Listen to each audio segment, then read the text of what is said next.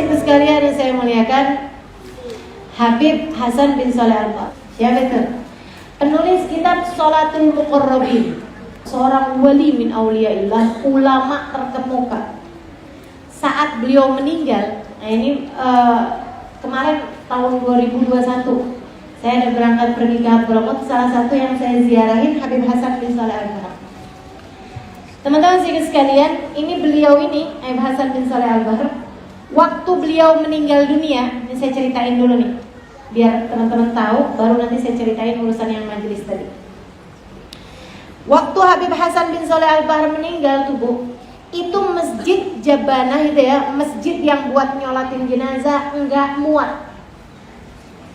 Masjidnya dari banyaknya orang yang mau ikutan sholat jenazah, sampai keluar, sampai ke halaman, sampai ke rumah-rumahnya orang, halaman-halamannya nggak muat. Semua orang pengen ikut nyolatin jenazahnya Habib Hasan bin Shalih Al-Bahar. Sampai ke pasar, di dekat situ tuh ada pasar, gitu ya Bu ya. Jalanan di pasar tuh semuanya itu dipakai orang buat berdiri nyolatin jenazah. Padahal sholat jenazah tuh nggak pakai ruku, nggak pakai sujud, berdiri doang. Artinya kan nggak ngambil space ya, nggak ngambil tempat gitu kan. Orang berdiri aja desek-desekan bisa sholat jenazah, nggak pakai ruku, nggak pakai sujud. Nah, itu orang tuh full banget tuh sampai jalan-jalanan. Ada orang dari kampung lain gitu ya, dia hari itu lagi pergi ke pasar itu untuk beli daging. Dia lagi mau jalan pulang, lah kok desek-desekan, kenapa nih? Ini orang-orang lagi pada ngebentuk soft gitu kan di pasar itu. Dia heran, apaan sih nih? Mau nyolatin jenazah. Emang jenazahnya mana? Jenazahnya di masjid sana. Nah kok sampai sini? Ya kagak muat. Soalnya jenazahnya ulama. Siapa emang? Habib Hasan bin Shalih Al-Bahar. Oh, nggak kenal. Dia nggak kenal karena dia dari kampung yang lain, teman-teman sekalian. Zaman itu belum ada internet, Instagram apa segala macem ya, buat orang bisa saling kenal walaupun bukan sekampungnya gitu. Nah dia rupanya juga ya gitu, nggak paham lah gitu kan, nggak terlalu hadir majelis juga gitu. Tapi dia karena ngelihat semua orang luar kayaknya rame bener nih pada mau nyolatin, dia takut juga gitu kan. Oh ya udah kalau gitu saya ikutan nyolatin juga deh. Ini orang pasti orang soleh nih, pasti orang wali nih, sampai yang nyolatin sampai sepenuh ini. Cuman kalau dia letakin dagingnya di mana, dia takut tuh daging keinjak-injak orang atau apa, atau dia nggak inget naruhnya di mana gitu, karena orang memang sangat ramai banget. Diiketin sama dia di pinggangnya dia tuh daging, dibawa ikutan sholat, dibawa ikut nyolatin jenazah tuh daging gitu ya. Jadi diikat sama dia tuh daging kambing itu, diikat sama dia, diikat pinggangnya, diikat pinggang orang Arab, ibu-ibu pada suka tahu kan, yang biasanya warna hijau tuh, gitu ya. Diiketin sama dia di situ gitu. Dia ikutan sholat Allahu Akbar gitu kan, Allahu Akbar, empat takbir kan ya, habis itu salam gitu. Habis itu dia pulang dia masak tuh daging, dimasak, pas dibuka habisnya 15 menit gitu kan, dilihat masih daging belum mateng Bu, jangankan mateng, masih merah dagingnya, nggak bergerak tuh daging. Sampai akhirnya dia bingung gitu kan, dia bilang udah tambahin api, ditambahin apinya nggak bergerak juga. Air di sekitarnya tuh ngegolak teman-teman, tapi dagingnya tetap, jangankan mateng, panas aja enggak. Diambil lagi tuh daging, tetap dingin dagingnya. Kok daging apaan ini nggak mateng-mateng ya? Taruh lagi, penasaran, sampai habis kayu bakar berapa biji, tetap mentah juga teman-teman, merah, tetap nggak ada perubahan apa-apa. Akhirnya dia karena heran-heran, dia pergi tuh ke ustadz di kampung situ, di kampungnya dia. Dia bilang, Ustadz, nih daging saya ini ada anehnya tadi. Saya beli daging tadi di pasar, dia bilang, saya masak daging nggak matang-matang juga. Heran saya, kok bisa nih daging apaan nih, daging kambing apa nih? Ini jangan-jangan kambing ikut perang apa gimana gitu ya? Fisabilillah, jadinya nggak mempan kena api gitu. Apaan nih daging ini, kenapa bisa begini? Kata ustadznya, emang kamu bawa kemana itu daging? Iya dari pasar saya bawa pulang.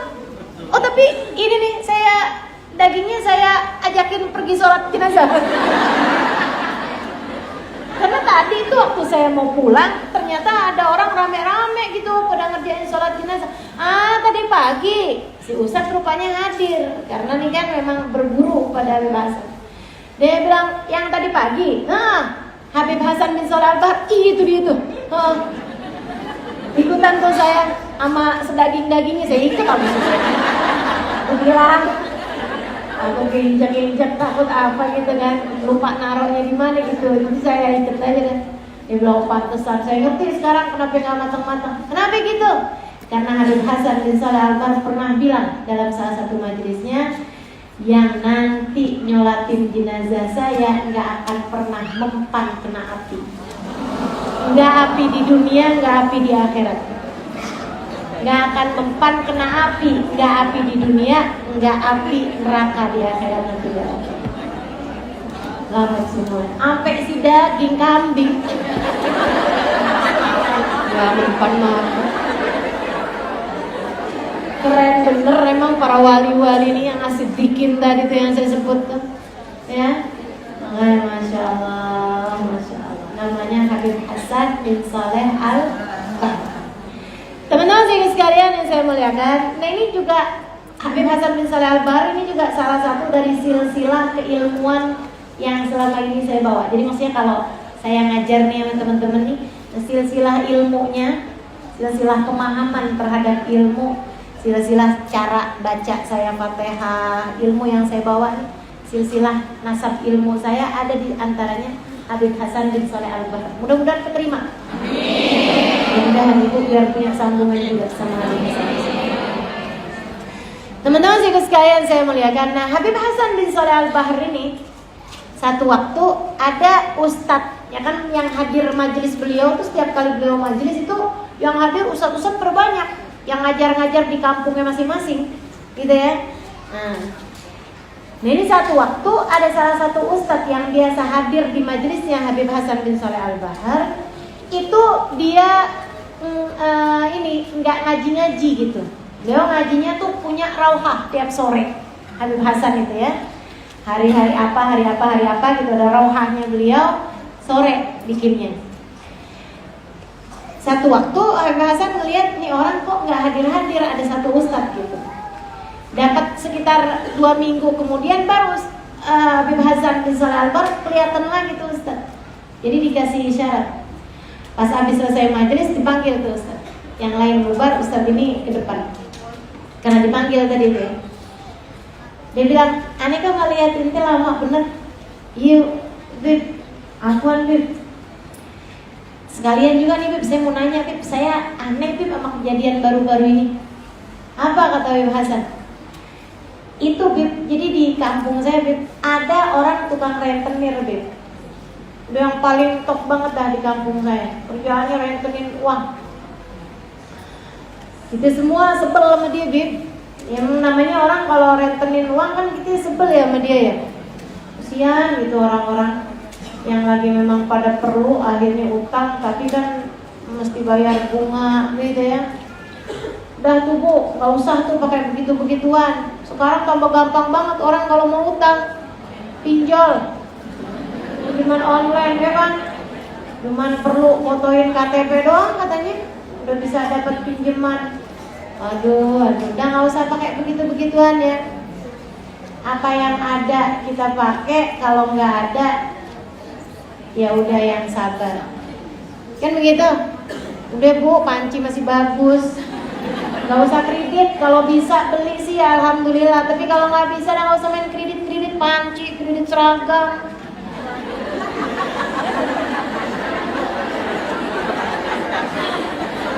Kayak disebutin kredit panci pada kayak nggak berasa gitu ya. Pas dibilangin kredit seragam baru pada yang. Jangan-jangan ada seragam sebelum pandemi belum lunas nih. Ya Allah. Teman-teman sikut sekalian, dia bilang tuh orang tukang renten. Dan ibu-ibu saya kasih tahu ya, jangan sampai ada di antaramu yang bahkan ngerentenin duit ke orang gitu. Maksudnya ngutangin duit dengan renten ya ke orang lain. Kenapa gitu?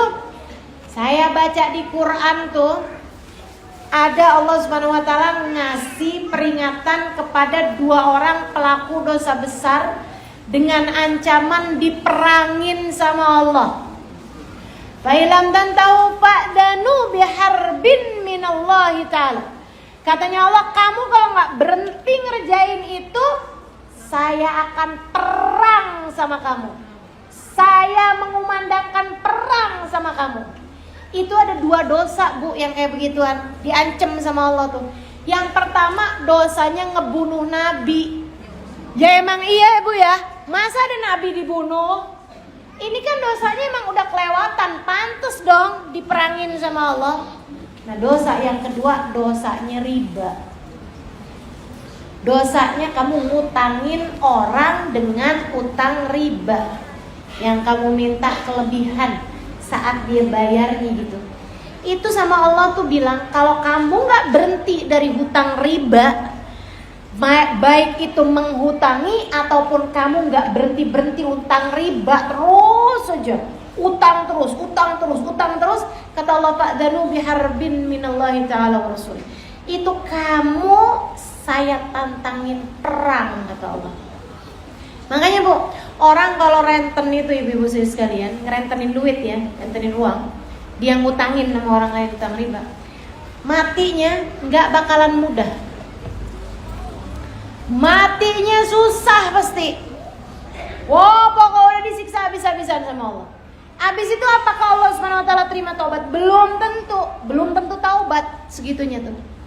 Dan biasanya udah susah matinya, ntar di akhirat lebih susah lagi. Ya gimana ceritanya orang diajakin perang kok sama Allah?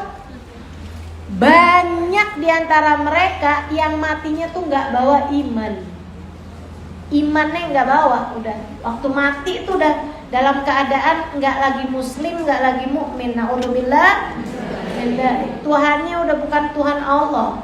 Tuhannya bisa jadi uang, Tuhannya bisa jadi setan. Naudzubillah. Teman-teman sekalian, katanya si Ustadz tadi ini yang cerita, ada Beb di kampung saya tuh tukang riba. Kok bisa-bisanya Bib dia datang ke tempat saya taubat? Aneh bener saya. Dia taubat Bib, dia bilang sama saya, Ustadz tolongin saya dong, saya mau taubat nih Ustadz, dengan linangan air mata Bib. Akhirnya saya bantuin, ya kalau gitu kamu mesti balik-balikin duitnya semampu kamu. Jadinya akhirnya Bib, saya bantuin dia Bib, tiap hari nih balik-balikin duitnya orang yang pernah utang sama dia gitu, yang masih ada catatannya. Dibalik-balikin tuh kelebihannya, kelebihan ribanya dia, gitu kan, sambil minta halal di sisanya. Misalnya gitu, dia pernah ngambil keuntungan riba dari dia misalnya 1 juta, dibalikin 500.000, 500.000-nya minta halal gitu. Yang masih dia inget-inget, yang udah lama-lama, yang udah catatannya udah hilang apa segala macam, didatengin rumahnya satu-satu sama dia, dimintain halalnya, dimintain ridhonya, sambil ngasih kipas angin, ngasih kulkas yang dia punya, ngasih barang-barang yang dia punya, minta halalnya. Dia bilang abis-abisan Bib, dia jadi pager karena semua hartanya dia berikan kepada orang-orang yang dia pernah menghutangi riba kepada mereka. Subhanallah Bib, abis kelar rampung semuanya, dia meninggal. Ini ada orang seumur hidup dia berapa puluh tahun dia utangin riba. Dia bilang, kok bisa-bisanya Allah kasih mati husnul khotimah, bagus bener matinya.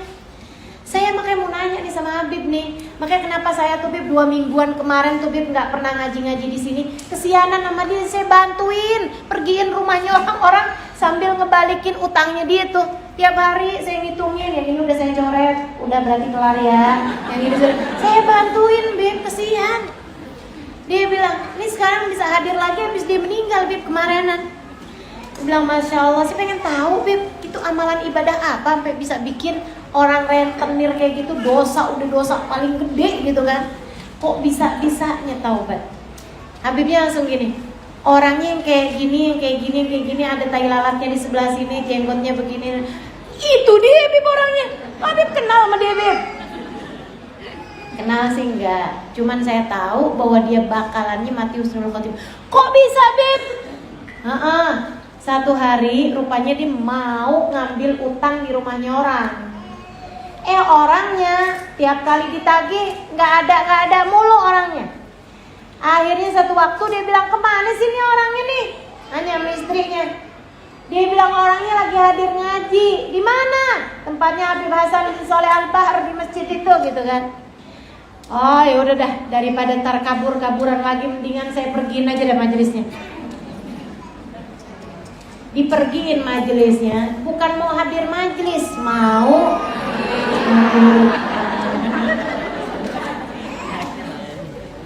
niatnya padahal bukan mau nuntut ilmu, mau nagih utang. Kata Habib Hasan bin Sholeh Al-Bahr, dia masuk, jadi telat juga dong, namanya dia nggak dari awal kan. Tapi pas dia masuk, itu barengan sama rahmat Allah yang lagi turun. Kata Habib Hasan, dia dari pintu tuh udah ngeliatin, mana dia nih orangnya yang utang sama dia deh. Pas dia lihat, oh no dia di pojokan, bawahnya kipas angin, no dia no orangnya. Ini nggak salah nggak bukan dah. Jadi dia pun duduk deket sama orang tersebut tuh kayak jarak berapa gitu, maksudnya dia biar nanti abis kelar majelis langsung lagi. Tapi dia duduk di situ barengan merahmatnya Allah tuh. Rahmatnya Allah tuh kalau turun emang kadang suka nggak nyisain siapapun, semuanya dirahmati. Ya Allah, makanya itulah. Itu yang seharusnya cukup untuk membuatmu jangan tinggal hadir di majelis ilmu. Gitu ya. Kita tuh nggak pernah tahu kapan rahmatnya Allah turun. Bawa hajat-hajat kamu semua bawa. Lagi pusing urusan suami bawa. Bukan bawa suami, bawa hajat nih gitu. Nah, kan saat lagi qiyam doain suami kamu, saat lagi majelis, saat lagi doa hadirin, ya Allah kasih hidayah suamiku ya Allah gitu. Lagi pusing mikirin anak, ya ampun kok anak jadi kayak gitu ya. Nah, tuh hadirin di majelis-majelis ilmu. Lagi pusing urusan apa aja dah. Bahkan lagi sakit sekalipun, teman-teman sekalian, lagi sakit sekalipun. Ada tuh salah satu ucapan dari Habib Abdul Qadir bin Ahmad Asgaf Jeddah. Salah satu dari wali min auliyaillah. Minas siddiqin yang saya sebutkan ayatnya tadi itu ya. Minan nabiyyin was-siddiqin wasyuhada. Wali besar teman-teman saya sekalian di Jeddah. Alhamdulillah mata saya ini pernah mandang wajah beliau. Pernah sampai saya, pernah ziarah kepada beliau, mandang wajah beliau. Mudah-mudahan Allah terima insyaallah. Ini teman-teman saya sekalian, Habib Abdul Qadir bin Ahmad Asgaf. Itu seseorang yang Habib Umar bin Hafid menuliskan bait-bait syair buat beliau tuh.